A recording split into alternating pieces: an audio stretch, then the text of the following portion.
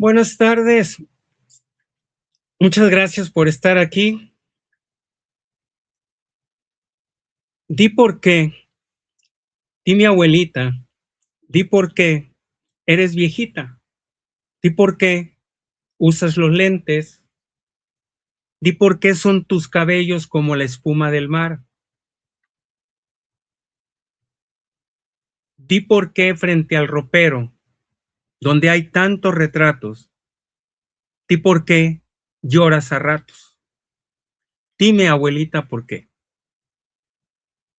Más allá de haber crecido todos juntos con las canciones de Cricri, esta es de recuerdos muy especiales por implicar a una figura indispensable en el cuadro familiar, la abuelita. Al dejar de nombrar al abuelito, nos daban a entender que se había adelantado. Por lo tanto, teníamos más abuelitas que abuelitos. Es decir, había más viudas. ¿Por qué lloraba al ver los retratos? Una señal inequívoca de la soledad en que se encontraba. Quizás el más visto era el del compañero, el esposo, su vida entera, una mujer de luto eterno. Soy Juan Pedro Hernández Osuna, contento de poder compartir otra charla como cada martes tercero de mes, salvo en esta ocasión que por cuestiones técnicas nos retrasamos un martes más. Pero aquí estamos en la página Formando Familias Fuertes, dirigida magistralmente por Laura Arce, nuestra querida amiga. Ahora, conforme a mi costumbre, una breve oración. Señor, ilumíname para que tu palabra, a través de mis labios, llegue al corazón de quien la escucha. Arribamos al mes de mayo y hoy estamos a días de que finalice. Es que en realidad, por razones propias, es un mes muy corto, quizá el más corto del año. Un mes que el festejo del Día de la Madre roba la atención dejándole poco espacio a otras fechas relevantes.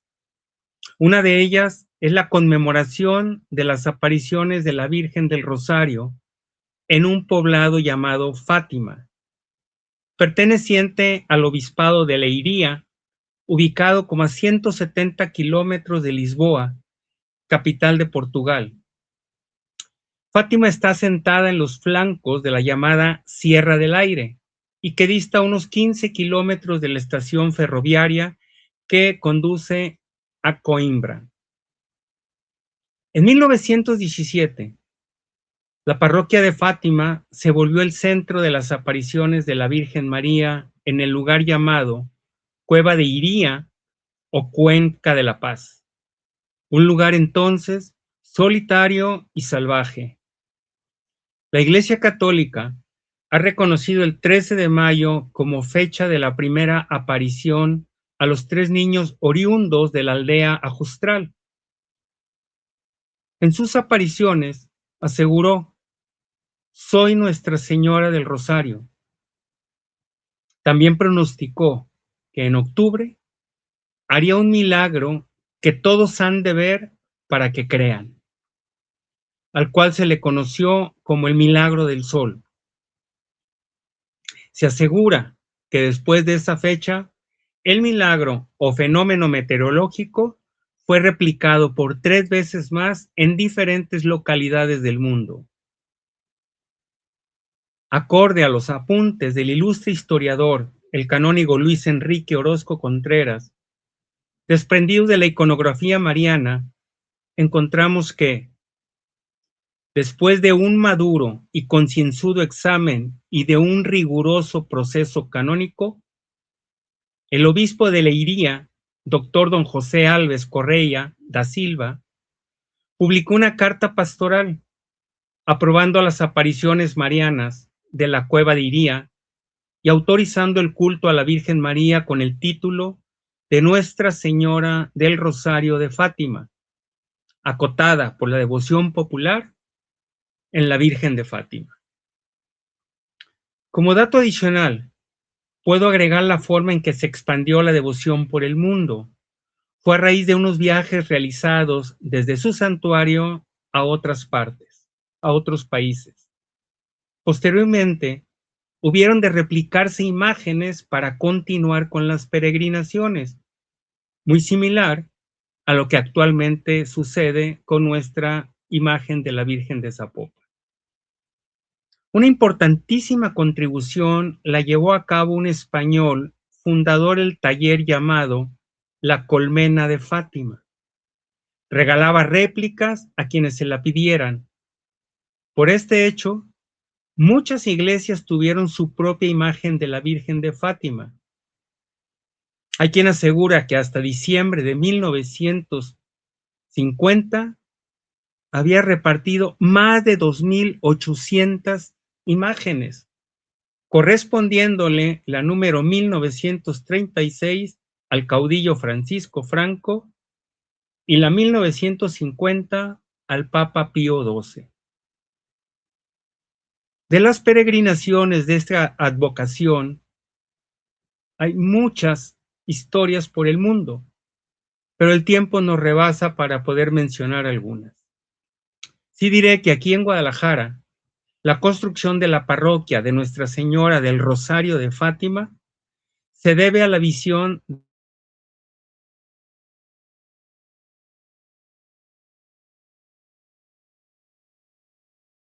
conocida, la historia de los 3 mensajes dejados por la Virgen para ser abiertos en diferentes fechas, fijando la tercera para 1960. Mensaje que se leyó hasta el año 2000, provocando que se hicieran muchísimas conjeturas.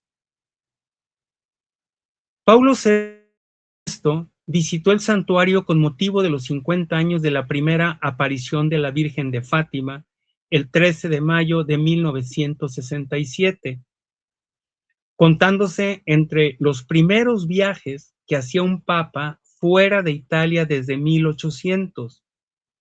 A este viaje le siguieron muchos más y por eso a Paulo VI lo apodaron como el Papa Peregrino.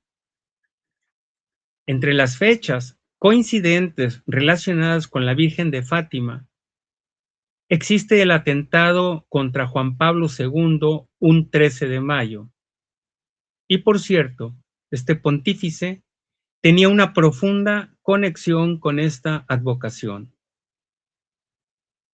Hablando de Juan Pablo y aprovechando que este mes se le dedica a las madres, entresacaré palabras de un bello escrito de la autoría de este papa. Gracias a ti, mujer, por el hecho mismo de ser mujer. Te doy gracias, mujer madre, que te conviertes en seno del ser humano con la alegría y los dolores de parto de una experiencia única, la cual te hace sonrisa de Dios para el niño que viene a la luz y te hace guía de sus primeros pasos, apoyo de su crecimiento y punto de referencia posterior en el camino de la vida. Ahora va un texto que nos lleva a pensar, a reflexionar en la entrega desmedida de una madre. El fervor popular, festivo, entona ardorosamente en este día: despierta, madre, despierta. Pero, ¿se le puede pedir realmente eso a quien su condición de madre le exige estar alerta, al completo, a tope? Es un diario luchar y entregarse sin fin. Es sacrificar y ver con tristeza como mujer que algunos buenos años los va dejando escapar en aras de cuidar y proteger a los hijos. Un sacrificio y una entrega que nunca cesan, ni con el paso del tiempo. Se resigna, eso es todo.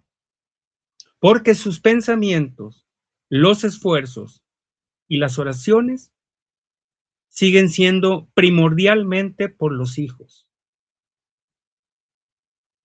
Al acercarse el final de sus días, tanto las fuerzas como los hijos la abandonan. les ofertan 15 minutos al día, a la semana, al mes, ni lo sé. A pesar de ello, la madre sigue alerta todo el tiempo. Felicidades a todas las madres donde quiera que estén. En la ciudad de Querétaro, la guardia y cofradía eucarística de la iglesia San Juan de los Lagos, en Lomas de Casablanca, quienes son fervientes seguidoras de este programa, tuvieron un día a bien decirme por qué nunca tocaba el tema de las viudas. A mí me pareció un interesante comentario y sabiendo que se acercaba el mes de mayo, les ofrecí tratar de comunicar algo al respecto. Hoy, aquí estamos con esas mujeres de luto eterno. Me voy a apoyar en un texto del español Víctor Manuel San José Sánchez, escrito en los principios de su carrera, dejando ver ya la vena artística poética que por fortuna sigue brindando excelentes canciones. El título es María Coraje, muy entendible conforme la vamos a ir escuchando. Tiene 106 años y tiene el pelo blanco de nieve. Tiene un vestido negro y de madera negros pendientes. 15 hijos parió su duro cuerpo y 13 amamantó del mismo pecho. 13 llevó la guerra, junto a la sierra se los perdieron, se los llevó la patria, con un aire triunfante cantó el correo. 5 días estuvo sin ver el cielo, su condena fue siempre, siempre el silencio. Tuvo un hijo minero y una tarde sangrienta, envuelto en sangre y lodo se lo trajeron. Con el paso tranquilo, subió el camino del Pozo Negro y al llegar al portón, extravió la mirada y escupió al suelo. Con el ceño fruncido, bajó pa'l pueblo y pasó 15 días sin ver el cielo. Se le endulzan los ojos cuando recuerda a su primer nieto, cuando estrenó vestido para el bautizo y del viaje de novios y de su miedo al entrar en la alcoba junto a su dueño. Él se cansó una tarde de estar despierto cuando estrenaba el campo su manto nuevo. Tiene un hijo poeta, un carpintero y 3 en México, otros 2 en la mina, uno que es fraile y el más pequeño, que siempre fue muy guapo, pluscuamperfecto, y hoy es una flor tierna de invernadero. Ella a todos cobija bajo su manto y recuerda sus nombres y el cumpleaños. Una mujer viuda, ataviada siempre con vestido negro, suspirando por los hijos, los nietos, el marido, cuadros en su mente que vienen a significar los retratos de la abuela de Cricri. El trozo en que se refiere a los hijos perdidos en la guerra me lleva con mi vocación tanguera, heredada de mi señor padre, a pensar en la pieza titulada Silencio, que también refiere a otra viuda. Silencio en la noche, ya todo está en calma, el músculo duerme, la ambición descansa. Meciendo la cuna, una madre canta, un canto querido que llega hasta el alma, porque en esa cuna está su esperanza. Eran 5 hermanos, ella era una santa. Eran 5 besos que cada mañana rozaban muy tiernos las hebras de plata, esa viejecita de canas muy blancas. Eran 5 hijos que al taller marchaban. Silencio en la noche, ya todo está en calma. el músculo duerme, la ambición trabaja. Hoy todo ha pasado, renacen las plantas, un himno a la vida, los arados cantan y la viejecita de canas muy blancas se quedó muy sola con 5 medallas que por 5 héroes la premió la patria. Un coro lejano de madres que cantan, mecen en sus cunas nuevas esperanzas. Silencio en la noche, silencio en las almas. Silencio en la noche. Esa frase vincula dos ausencias, de sonidos y de luz. Para los puristas, el negro, más que un color, es ausencia de luz. Hoy en gran parte del mundo, el luto está asociado al color negro, lo cual antes para nada sucedía. Y aunque pueda sonarnos raro, fue gracias a la moda y a la falta de telas con ese color. Porque en la antigua Grecia y en Roma, el blanco era con frecuencia el color vinculado a la muerte, al luto, por representar en cierta manera la pureza del alma que viajaba al más allá. Los egipcios, creyendo en la resurrección, utilizaban el color amarillo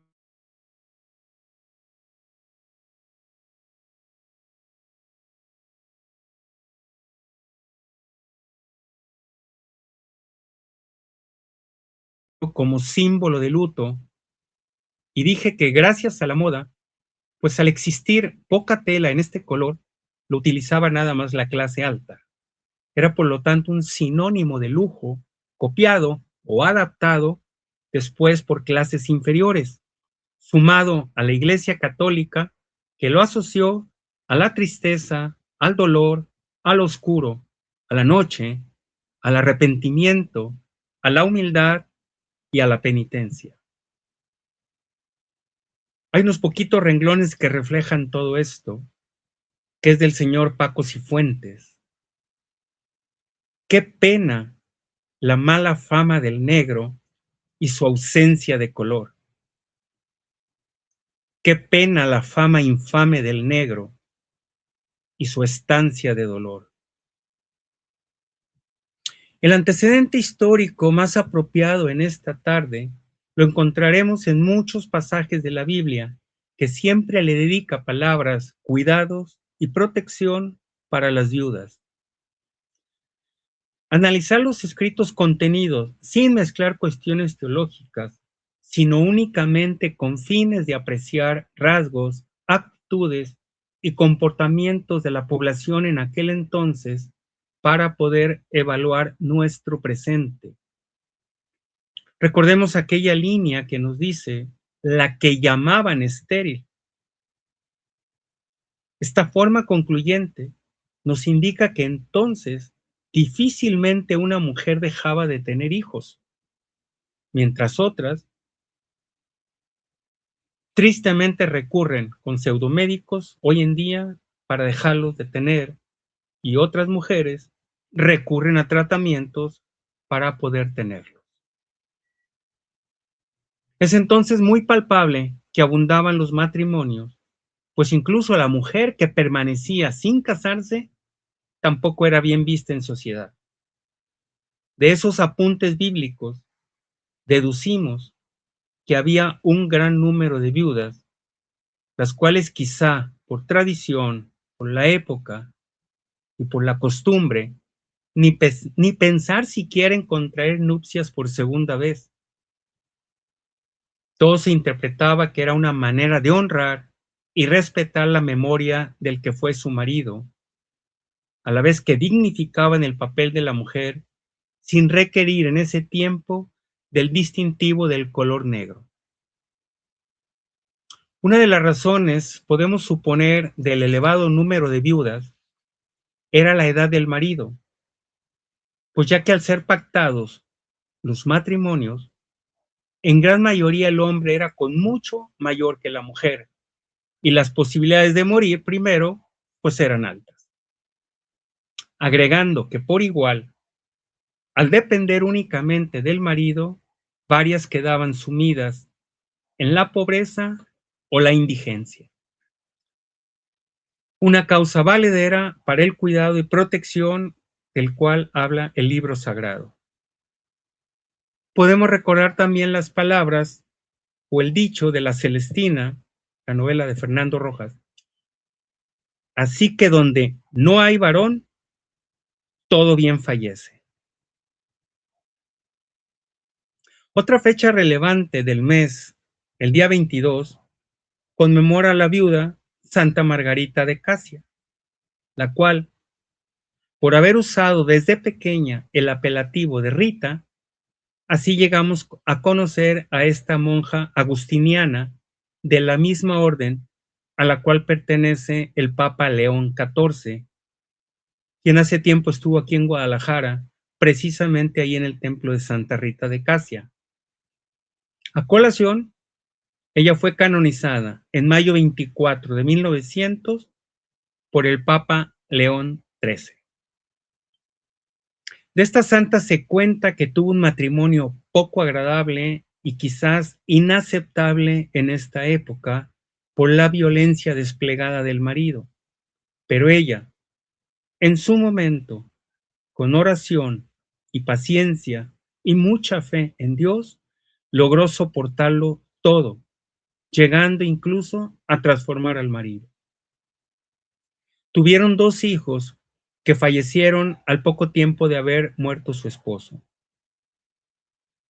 Independientemente de las obras realizadas que la llevaron a la canonización, podemos resaltar la forma de mantener la viudez ingresando al convento para guardar el luto. Expresión antiquísima en los pueblos del, como se dice ahora, México de ayer. Más que guardarlo, yo pienso que lo exhiben.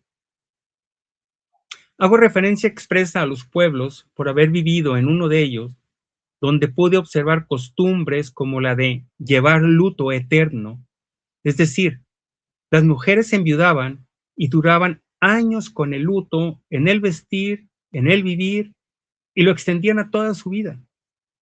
Nada necesitábamos preguntar, el color negro lo decía a gritos.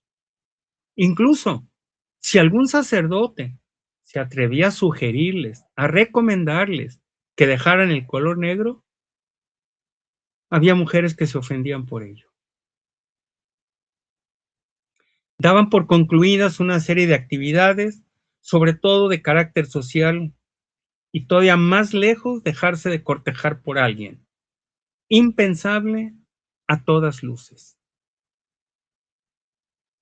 Es bastante probable que más de una deseara realmente volver a casarse, pero la herencia histórica, impuesta principalmente por la Iglesia, la controlaba hasta cierto punto, sumado a otra serie de factores, resaltando, como lo dije hace ratito, el aspecto económico.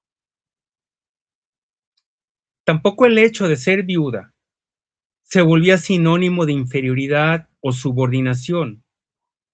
Hay demasiadas mujeres viudas que en la historia han dejado huella de su fuerte pisar, dirigiendo empresas, conventos, asilos, imprentas, casas tequileras, aunque como tantos otros, estos logros han sido silenciados por el empeño mundial de mantener el dominio masculino.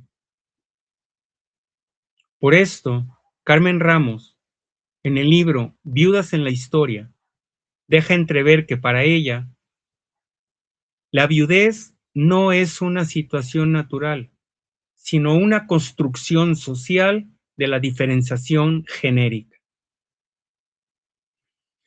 De vuelta por la Edad Media, en los casos en que las mujeres viudas quedaran con un buen capital en su haber, los testamentos marcaban normas de conducta para la viuda y supeditaban la disposición de la fortuna al llamado buen comportamiento, o lo que se quiera entender como tal. En algunos casos incluía la condición de nunca volverse a casar. Ese mismo papel se lo adjudicaba a la iglesia cuando quedaba a su cargo el manejo de herencias. Si dejaba de haber fortunas, también gustaba de tenerlas vigiladas o maniatadas, porque el buen comportamiento marcado en los testamentos, la iglesia lo traducía como una situación de peligro por creer que estas viudas eran susceptibles de volverse de condición lujuriosa, lo cual podía cundir como ejemplo, algo para nada conveniente a la iglesia, a la parroquia, a la comunidad o al cura mismo. Para evitar el peligro y error en que podría incurrir, a mi parecer le convendría o casarse o morir, conforme al refrán que dice, viuda lozana, casada o sepultada. Esto lo dejaba escrito Juan de Espinosa en el siglo XVI. Las mujeres que estaban en la posibilidad de poderse casar de nuevo, si tenían dinero, enfrentaban el dilema de que de su fortuna debían disponer una fuerte cantidad para entregarla como dote, prefiriendo en veces permanecer viudas. Era una libre elección que le daba cierto poder y causaba entre los hombres temor. Era una mujer libre y les costaba admitirlo. La española Marjorie Radcliffe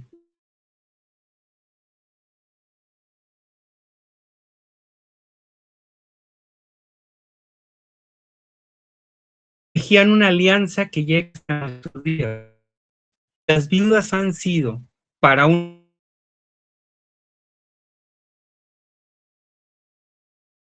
favor, sin un hombre del que depender y con un bagaje vital y material que las hacía relativamente libres. Pronto serían acusadas de brujería y otros delitos castigados con duras penas o señaladas con el dedo inquisitorio. Serán desposeídas de sus vidas, negocios y bienes. Son las dos caras de la misma moneda, continúa la escritora española. Ninguna elige ser viuda, aunque alguna se hubiera cargado al marido con gusto y se habría liberado, como decían los moralistas de la época, de la servidumbre del matrimonio. Para la mayoría de la viudedad equivalía el empobrecimiento, daba igual a qué clase social perteneciera. Para una mujer era una desgracia enviudar en términos materiales y para muchas, seguramente, en términos emocionales. Muchas se vuelven a casar como estrategia de supervivencia, pero muchas otras deciden mantenerse viudas también en un ejercicio de autonomía.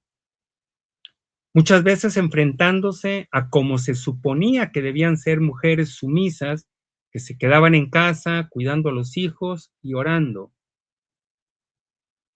La realidad chocaba muchas veces con el ideal y nos encontramos a mujeres que pleitean, que luchan, que permanecen viudas por decisión propia. Como respaldo, existen cantidad de documentos acerca de casos de mujeres viudas que supieron salir adelante contra muchas adversidades. Otras, con menos suerte o limitadas capacidades para manejar lo heredado, incluso hasta por miedo a la soledad, dejaban todo en manos de malos administradores o tipos abusivos. Hay otra especie de viudas, pero sin luto encima.